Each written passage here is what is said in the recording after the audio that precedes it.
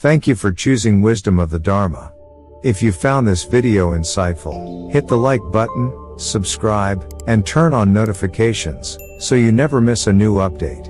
Your support helps us keep sharing powerful, life-changing wisdom with the world. And don't forget to drop a comment below. We'd love to hear your thoughts. Let's grow and learn together.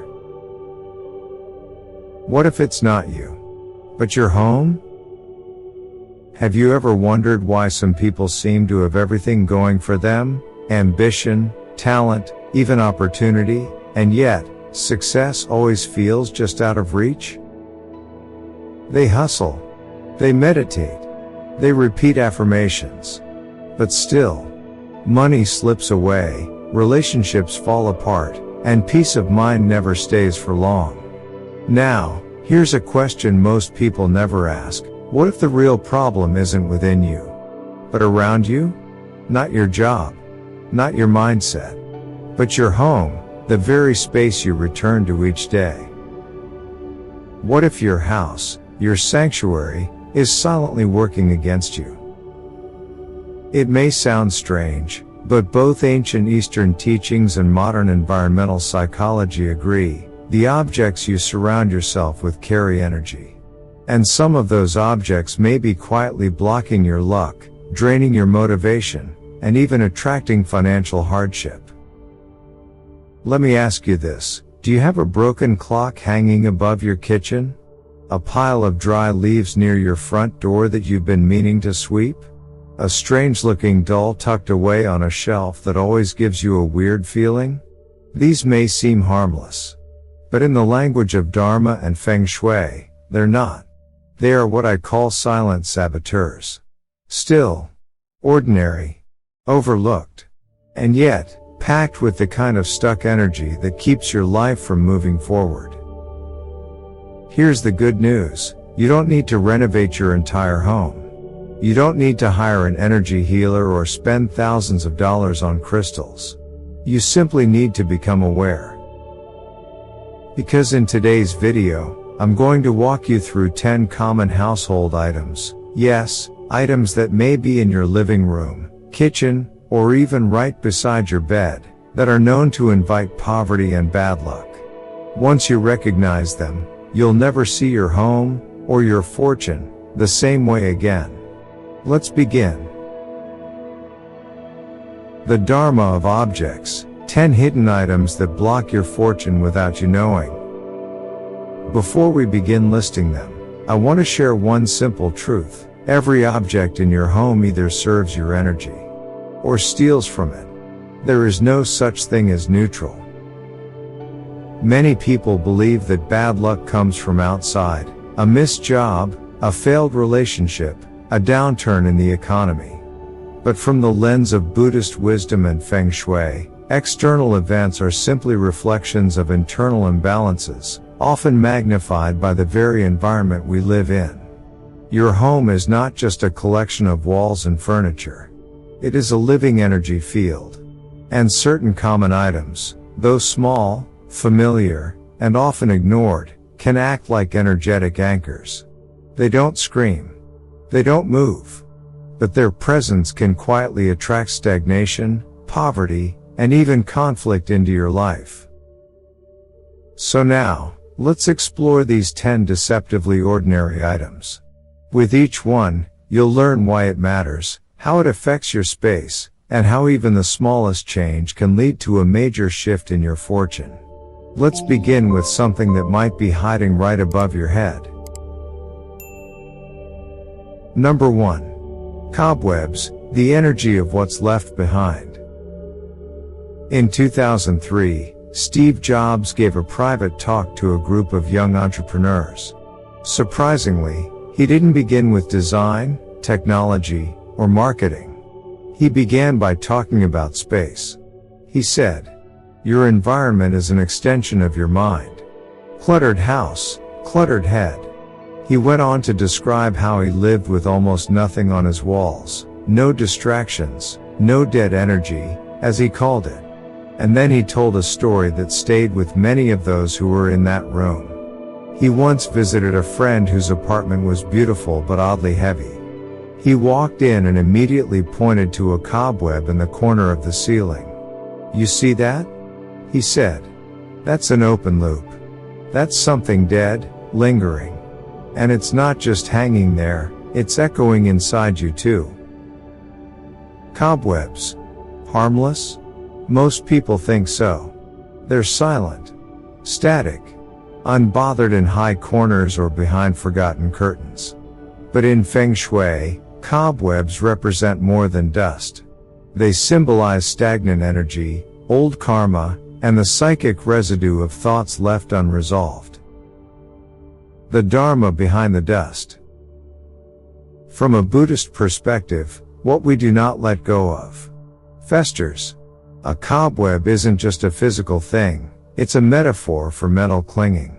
Each thread connects to a memory, an attachment, or a fear that no longer serves you. When cobwebs accumulate, they represent karmic dust, residue from actions and emotions we haven't cleaned out of our lives.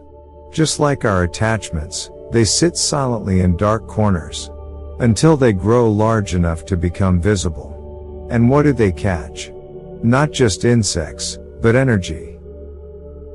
In Feng Shui, areas like the entryway, windows, or living room are chi portals. They're how prosperity and luck enter your home. When cobwebs build up there, they act like energetic nets, blocking opportunities before they even reach you. Psychology of neglect. Let's bring it down to earth. Studies in environmental psychology show that people who live in spaces with visible dirt or neglect tend to have lower motivation, chronic fatigue, and even higher cortisol levels. One study from the University of California found that women who described their homes as cluttered or unfinished were more likely to experience symptoms of depression and overwhelm. A cobweb might seem like nothing, but it can be a subconscious reminder of something left undone. And the mind, craving resolution, is subtly drained by those tiny unfinished signals in its environment. The cure: sweep away the past. So what should you do? Start looking up. Literally.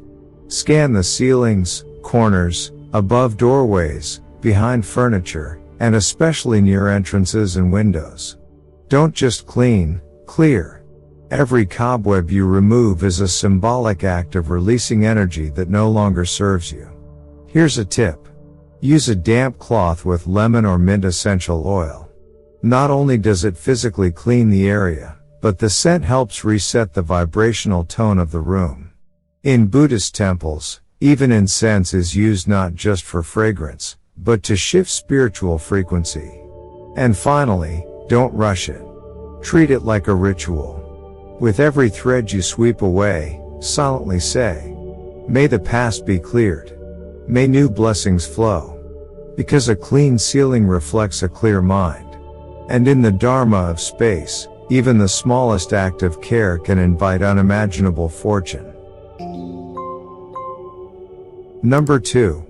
Broken clocks. When time stops, so does progress. In the late 1990s, Oprah Winfrey went through what she later called her season of stuckness.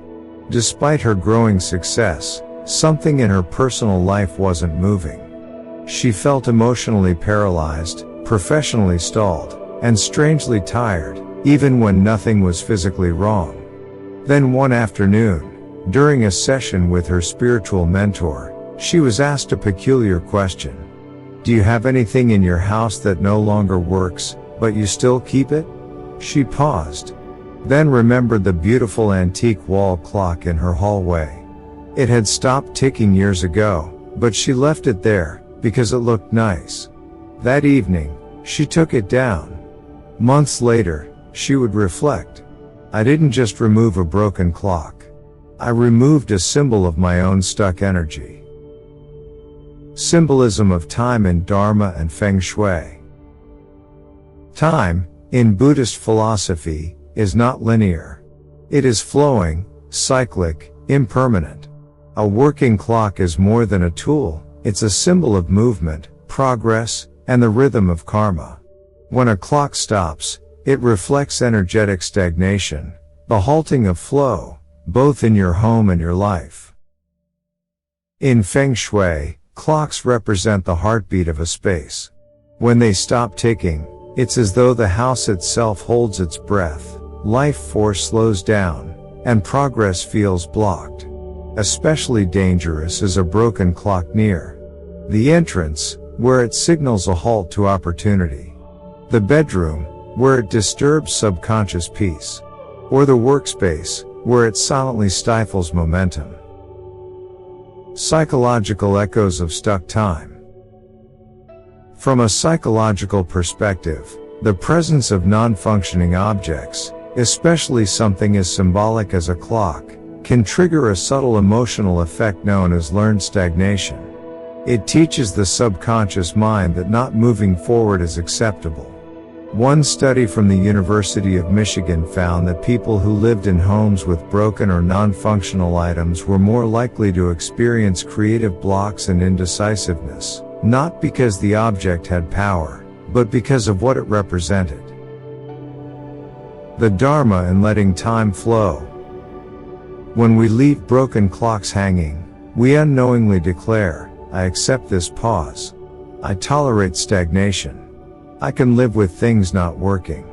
But that is not the teaching of the Dharma. Buddhism reminds us that everything flows. Everything changes. Even the Buddha said, nothing is to be clung to as I or mine. A clock that no longer moves is no longer useful. Keeping it, out of sentimentality or laziness, is an act of clinging. And in that clinging, we block the natural motion of our lives. What you can do today? Fix it. If the clock has sentimental value, repair it. Let its ticking restore rhythm to your space. Replace it. Choose a circular clock with soft, flowing colors, symbols of harmony and continuity in Feng Shui.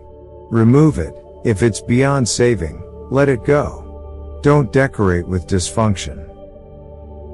A gentle reminder. Never place a clock directly facing your front door.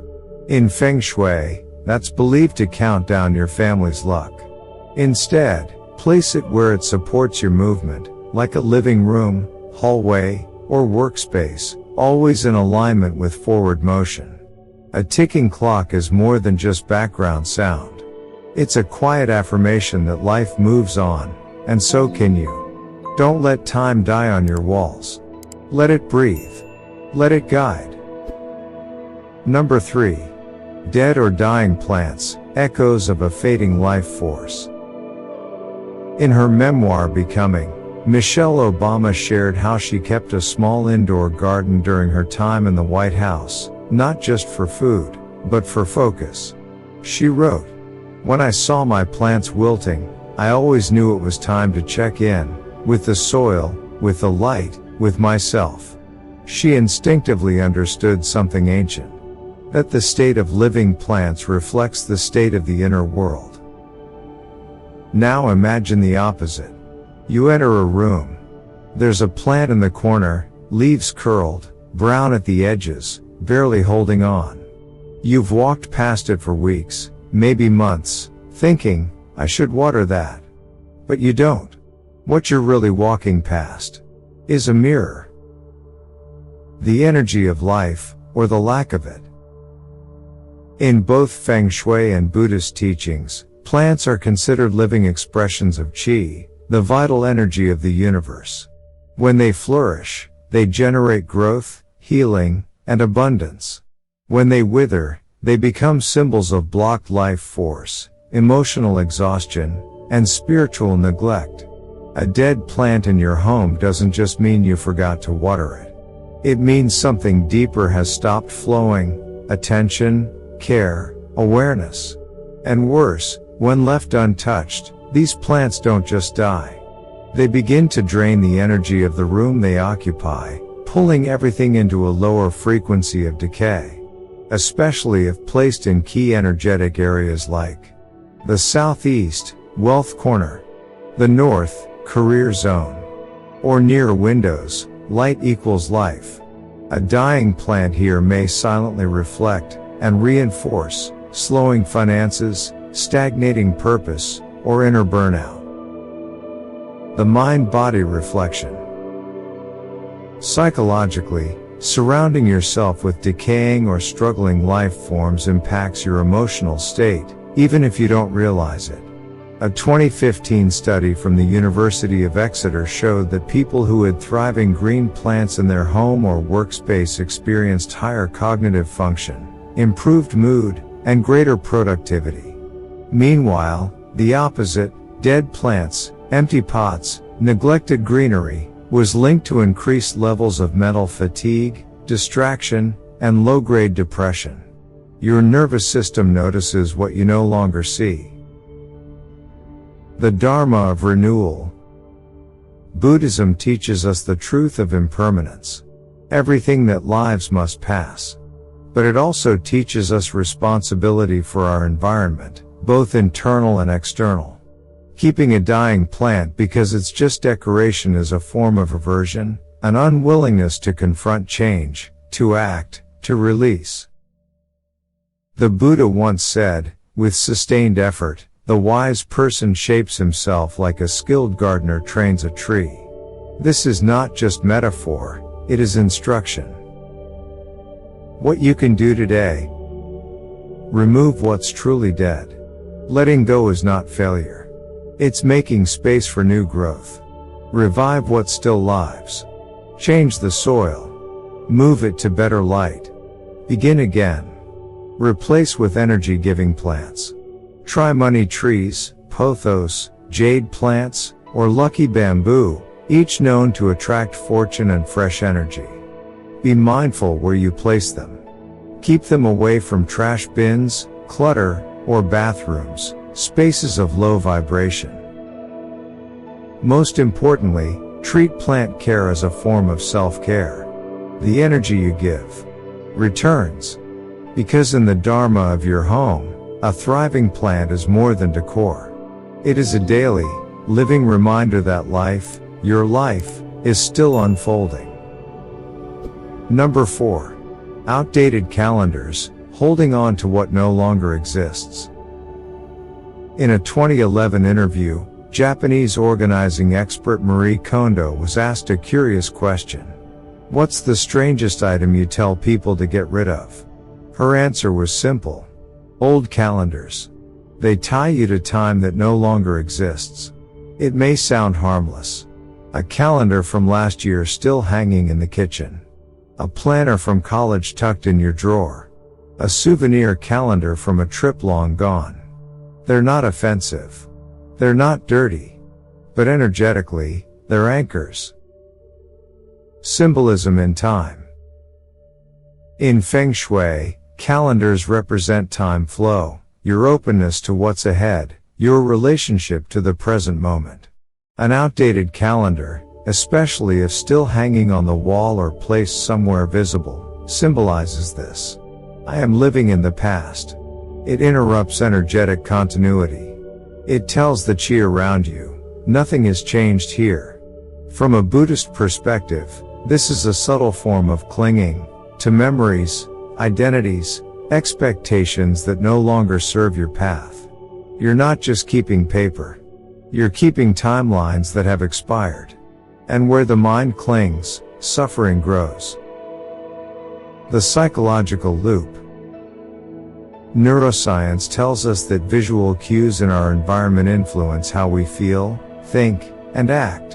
An outdated calendar, especially one with notes, dates, or events you never fulfilled, can trigger feelings of guilt, nostalgia, subtle failure. You may not notice it, but your subconscious sees it every day and thinks, you're behind. You're not moving forward. That's not just unhelpful. It's heavy. The Dharma response, releasing the past. Buddhism teaches that presence is the doorway to peace. The more we mentally live in the past or the future, the more we suffer. An old calendar is a visible invitation to step back into what has already ended. So what do? Take it down. Even if it's pretty. Even if it was expensive. If it no longer aligns with time, it doesn't belong. Replace it with a current one. Choose calendars with symbols of growth, sunrise, mountains, trees, or flowing water. Place mindfully. Keep it in spaces of vision and action, like the office, near your morning mirror, or next to your journal. And while you're at it, reflect. Am I keeping any emotional calendars too? Regrets? Old identities? Stories that expired long ago? Because removing an old calendar is more than cleaning the wall. It's a ritual of returning to the now. Number 5. Dry leaves, how disorder at your door affects wealth flow.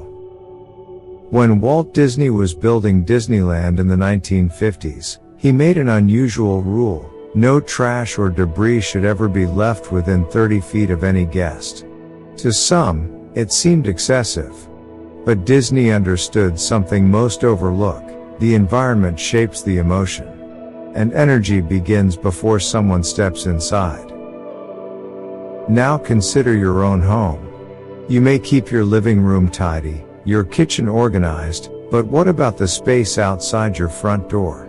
If dry leaves collect near your entryway, corners of your yard, or along walkways, you may be unconsciously signaling the universe: this space is not yet ready to receive.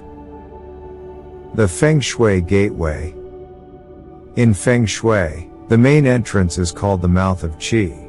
It's where life energy enters your home, bringing luck, opportunities, wealth, and fresh momentum.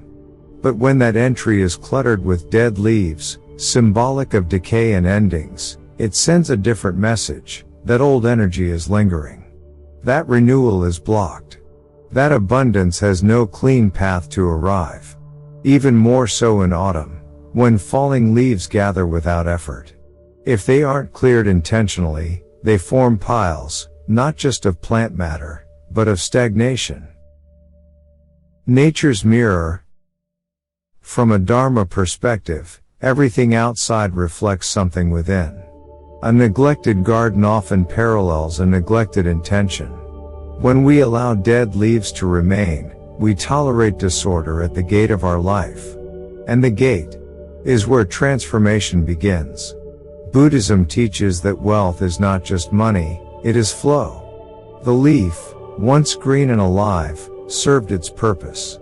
Now it has let go. But if you don't release it fully, it becomes clutter, not compost. The psychology of tidy thresholds. Research in behavioral science shows that people are more likely to take action and feel hopeful when their entry spaces are clean and well lit. Why? Because doorways activate the brain's transition circuits. A messy threshold creates hesitation.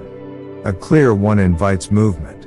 Even Steve Jobs was known to walk barefoot outside his home every morning, to reset his energy. The path had to be clean, alive, receptive. What you can do today. Sweep your entry regularly. Not just for hygiene, but as a spiritual practice. Avoid letting leaves pile up near gates, porches, or front paths. Add life at the threshold. A healthy potted plant, a small wind chime, or even a doormat with uplifting symbols can transform energy. Be mindful of the first 6 feet from your door. In Feng Shui, this is the energetic welcome mat for the universe.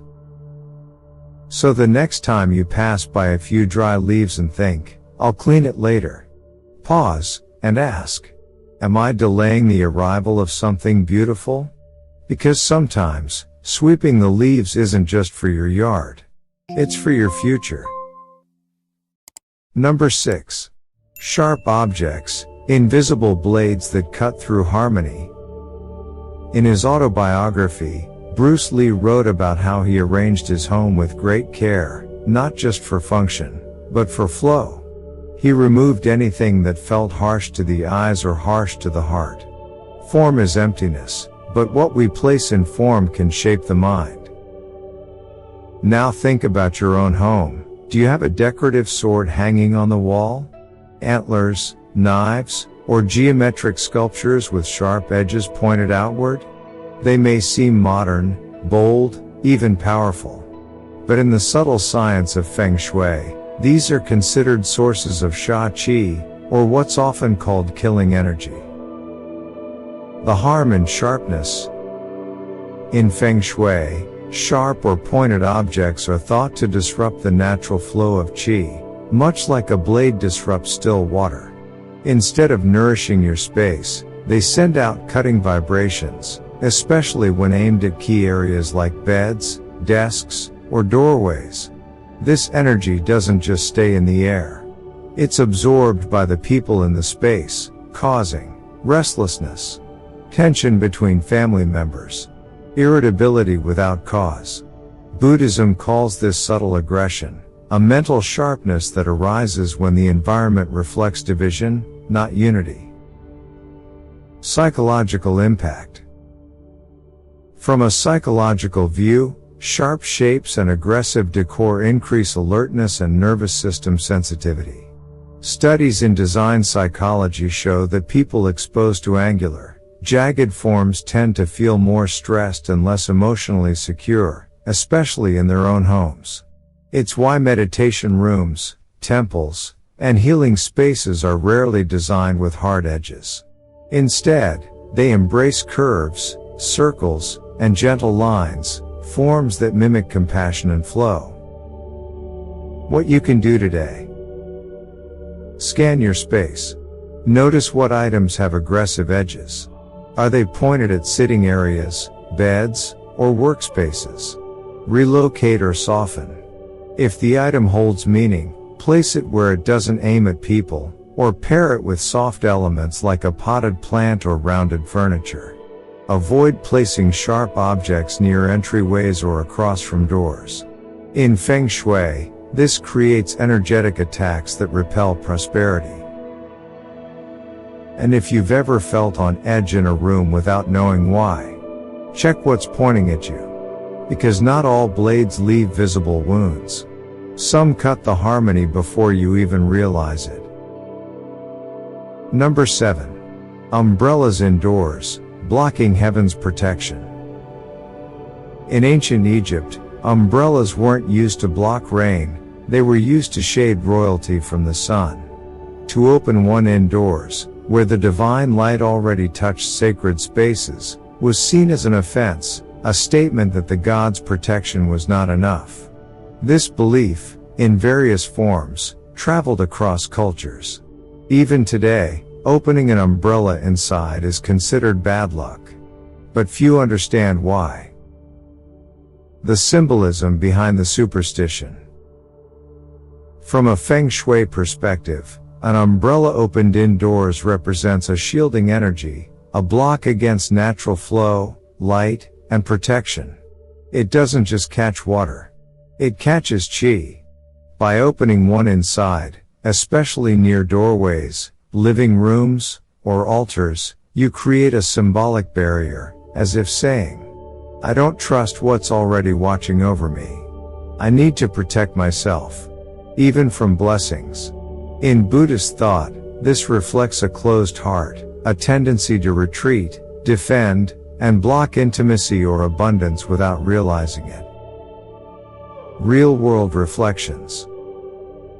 Oprah Winfrey once said, I learned to stop defending myself from the world, and instead, started letting it in. A surprising lesson. Because many of us are doing the opposite. Not with words, but with behavior. With posture. With objects like umbrellas used in the wrong way. Subtle energetic impact. Psychologically, opened umbrellas indoors can affect how light travels in a room, creating odd shadows and unnatural tension. Their shape mimics sharp energy, pointed, expansive, defensive. And their presence can create an unconscious sense of emotional retreat, avoidance, suspicion, withdrawal. Even worse if they're placed near an entrance, your home's main energy gateway. What you can do today. Never open umbrellas indoors, even to dry them. Instead, Place them by a window, balcony, or outside, where sunlight and fresh air can neutralize residual energy. Use an umbrella stand away from the main door. Avoid placing them directly inside or in front of walking paths. Clear any umbrellas that are broken or unused. Like broken shields, they serve no purpose but still carry protective energy that has turned stale. And if you've opened one indoors by accident, don't panic. Just light incense or diffuse essential oil, like sandalwood or lemongrass, to cleanse the space. Sometimes, the greatest shift in our luck doesn't come from effort, but from learning to stop blocking what's already trying to help us. Number 8. Beehives near the home, chaos nesting at your door.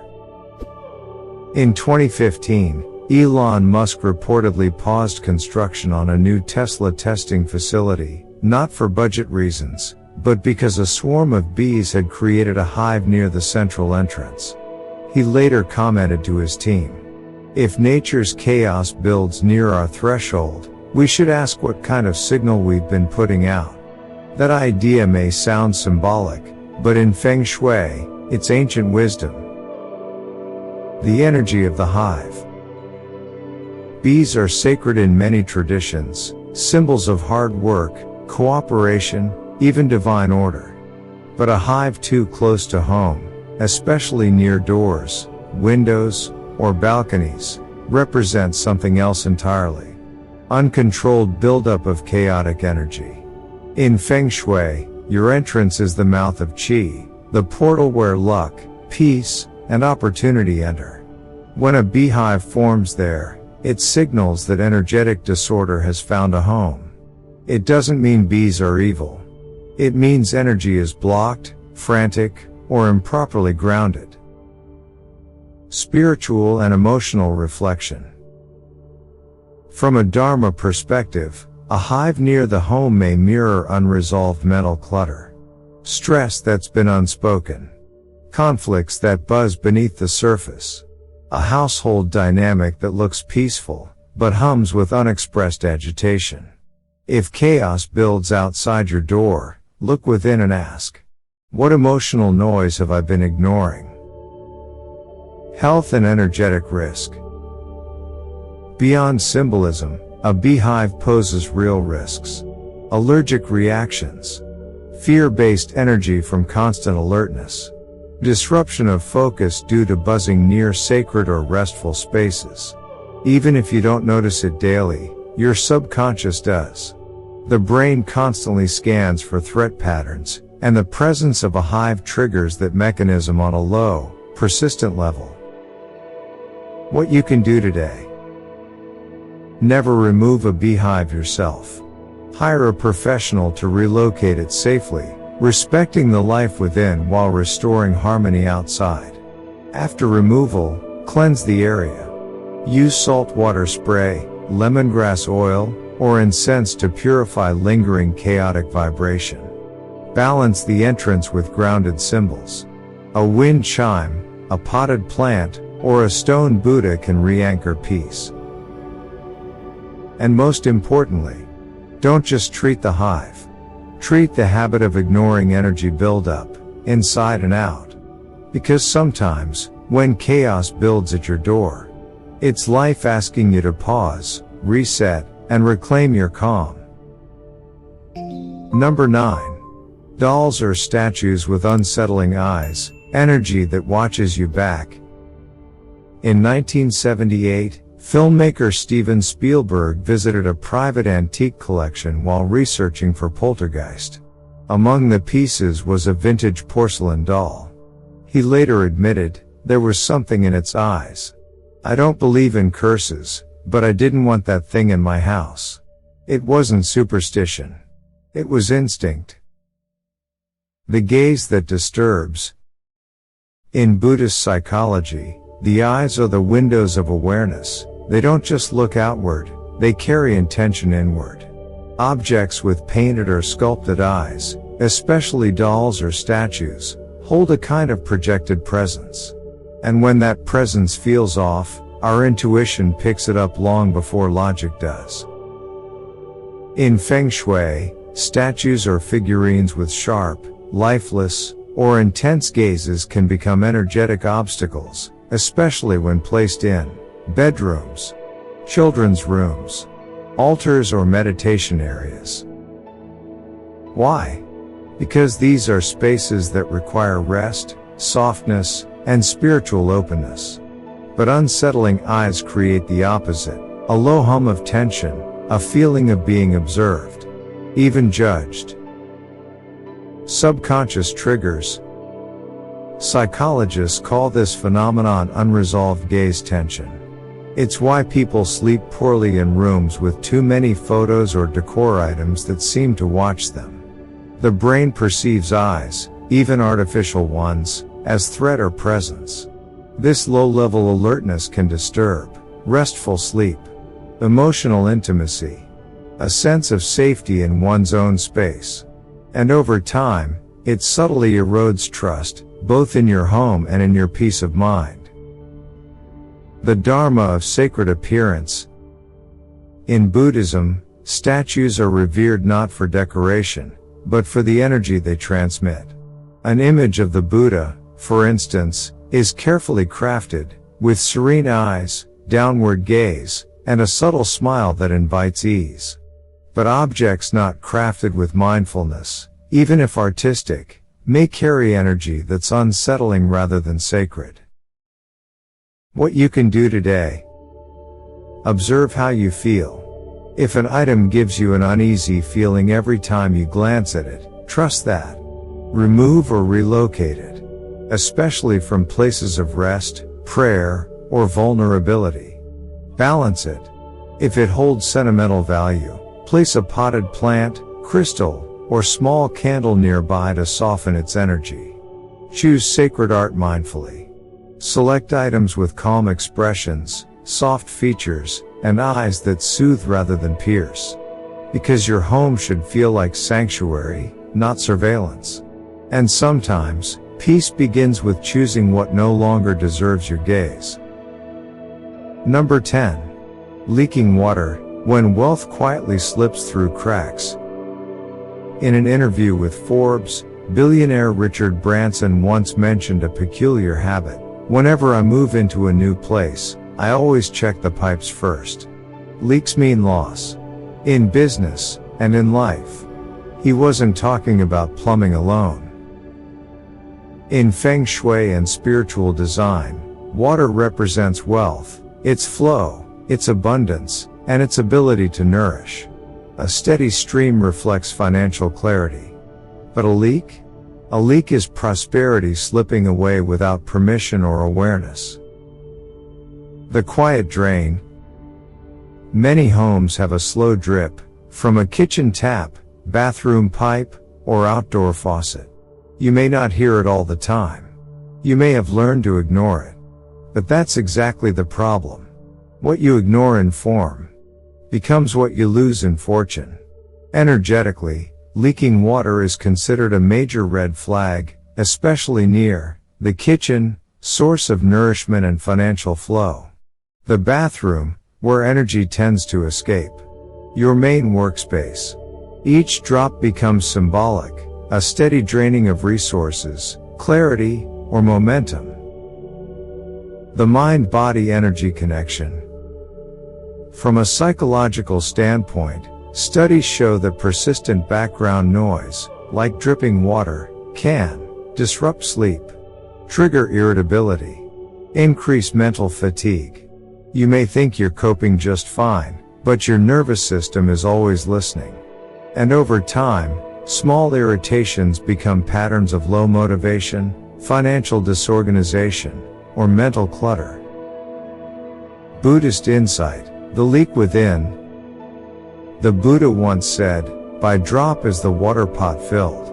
Likewise, the fool fills himself with evil, little by little. But the reverse is also true. By drip, our blessings can be lost. Not because of punishment, but because of unconscious neglect. The Dharma reminds us, wholesomeness flows when we become aware of what we've been leaking: time, attention, energy, or money. What you can do today: inspect your home for leaks, no matter how small. Fix them immediately. Clean the area afterward. Add light or a healthy plant nearby to refresh the energy. Be mindful of symbolic leaks in life. Are you overspending? Giving too much energy without return? Let this serve as a metaphor. Because sometimes, fortune doesn't run away, it simply trickles out. Until one day, it's gone. But the good news is, every leak sealed is a blessing reclaimed. Conclusion: the hidden Dharma of the ordinary. So, now you've seen them. 10 ordinary objects. 10 invisible blocks. Not demons. Not curses. Just forgotten energy, sitting quietly in corners, shelves, and doorways, waiting for your awareness. Some were symbolic. Some scientific. All were invitations to look deeper, not just into your home, but into your own mind. Because as the Buddha taught, with our thoughts, we make the world. But with our surroundings, we shape the space where those thoughts grow. What this was really about. This wasn't a video about clutter. It was a Dharma talk, through the lens of the everyday. It was a reminder that your home is a mirror of your consciousness. And everything in that mirror either reflects intention or forgetfulness. The dusty cobweb isn't just about cleaning. It's about unprocessed karma. The broken clock isn't just about time. It's about where you've stopped growing. The leaking faucet isn't just about water. It's about where you're unconsciously letting your power go. These are not items. They are teachers. Real change begins small. You don't have to change your life overnight. You don't need to spend money or become a Feng Shui master. You simply need to ask yourself, gently but truthfully, what in my home no longer supports who I'm becoming? What energy am I holding on to that I'm now ready to release? Pick just one thing today. Not with frustration, but with ceremony. Clear it with intention. Thank it. Let it go. You may not hear a drum roll, but you may feel a subtle shift, a lightness, a softness, a sense of space. That space? It's where prosperity begins to breathe again. A final reflection. In monasteries across Asia, monks sweep the same temple grounds every morning, even when there's no dust. Why? Because they know, the act of clearing is the practice of awakening. And a clean path invites clear blessings. So sweep your space. Sweep your mind. And watch what flows in next. Let's continue this journey together. If this message resonated with you, I invite you to become part of this mindful community. Leave a comment below and share. I'm ready to create space for clarity, peace, and abundance. Let it be your affirmation, and a light for someone else who's just beginning. Like this video if it brought insight or comfort to your day. Subscribe to Wisdom of the Dharma for more soulful teachings where ancient truths meet everyday life. Together, we'll keep clearing the unseen and walking the path toward deeper peace, one mindful step at a time. Until next time, live gently, clear with intention, and always keep your space sacred.